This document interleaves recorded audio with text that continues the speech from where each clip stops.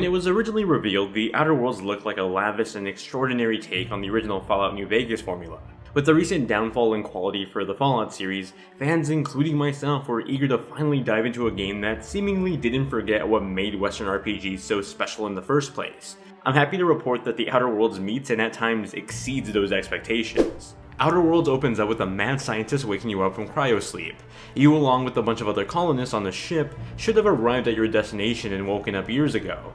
You didn't though, and now the scientist has woken you up and needs your help finding resources to wake up the rest of the colonists. Whether you choose to help them or not is up to you, but this is the event that acts as the catalyst to the rest of the story, and that's ultimately in your hands. You see, while you were asleep, the rest of the colony ships started to colonize the Outer Worlds. Corporations started to get rich and capitalism expanded. The poor citizens essentially gave up their rights and pride to these companies, becoming slaves to them just to survive. Outer Worlds can take you as little as 20 hours and as long as 60 hours, and that factors down to the choices you make and how you go about completing quests. A lot of the quests in Outer Worlds are optional, but they're also incredibly interesting and fascinating. Missions can appear or activate based on the smallest of actions. Talking to an NPC about a skill they need to learn, or perhaps trading a favor for a favor, can both lead to new optional quests. These quests add hours of playtime to your final total should you choose to go on them. Even then, you can complete some of these quests by simply just thinking logically. If someone has something that you need and will only give it to you in return for a favor, then why not just shoot that person and take it by force? Outer Worlds is a game that wraps its story around your actions, and for that same reason, you can do things like that. Its lore and story are told through not just the quests, but the conversations, the computer logs, and the description on things. The most minute details that you can skip in just about any other video game mean so much more here, like something outside of control. The Outer Worlds begins with a basic but acceptable character creator. Although some other features and options would have been welcome, what's here is satisfactory and entertaining as we get to choose what job we did before the events of the game. In classic Obsidian writing, each job gets a different stat boost and a clever description explains why it makes sense. After creating your character, you're launched onto the planet's surface and the adventure begins. The Outer Worlds isn't an open world RPG, but rather a large multiple sandbox game that somehow still mimics the feeling of exploring a large open world.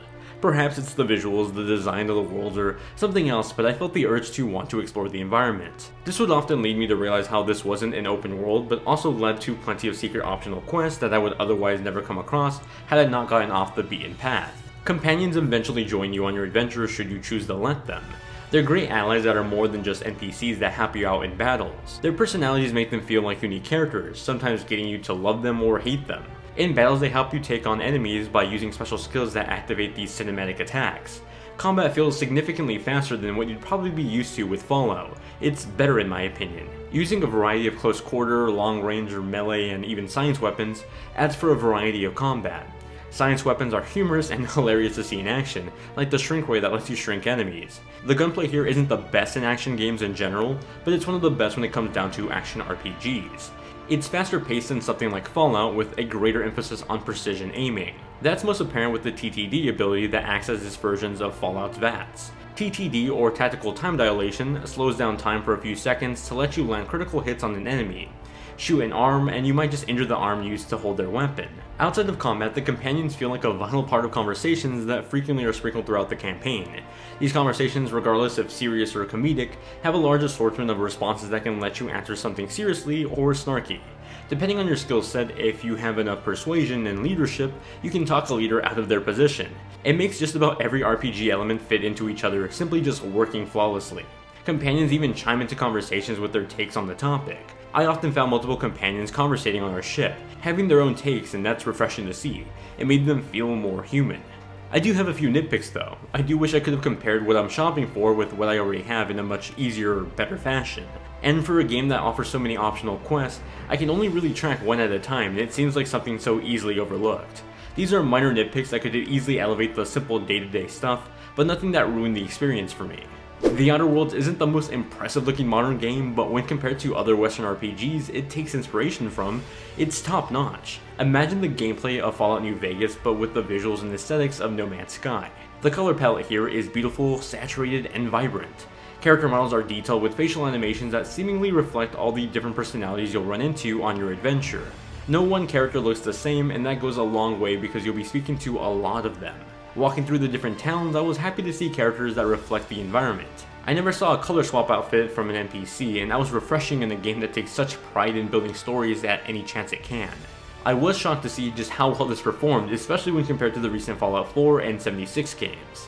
On consoles, Outer Worlds targets 30 frames per second across the board with different resolutions for each platform.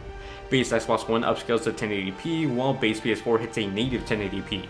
PS4 Pro upscales its 1080p gameplay to 4K, while Xbox One X features a native 4K texture and visual. On the framerate side, you'll see a pretty common 30 FPS line, though with the occasional dip in more populated areas. The most common occurrence in performance hiccups was the pop-in environment. Needless to say, the Outer Worlds doesn't just have great gameplay, but it plays well too. The fact that I genuinely felt spoiled by the way the Outer Worlds performs in comparison to something like its competition, it just got me to think how great the timing of this release was. Where its competitors flopped, Outer Worlds shows what attention to detail and modern game engines can do for a Western RPG like this.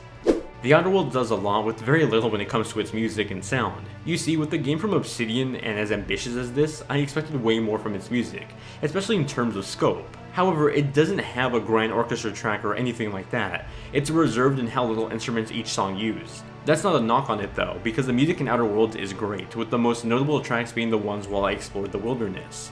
The sound design is well done too.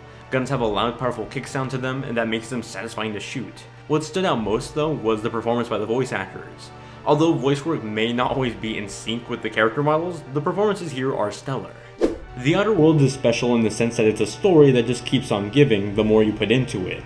It has a strong foundation for what Western RPGs can be, taking bits from Fallout, Mass Effect, and adding onto it to flesh out gunplay, characters that feel like actual people, and a game engine that doesn't slowly decay as you play. The Outer Worlds simply raises the bar for the games it took inspiration from, and it goes to show how great these games can be if they get the love and attention they deserve.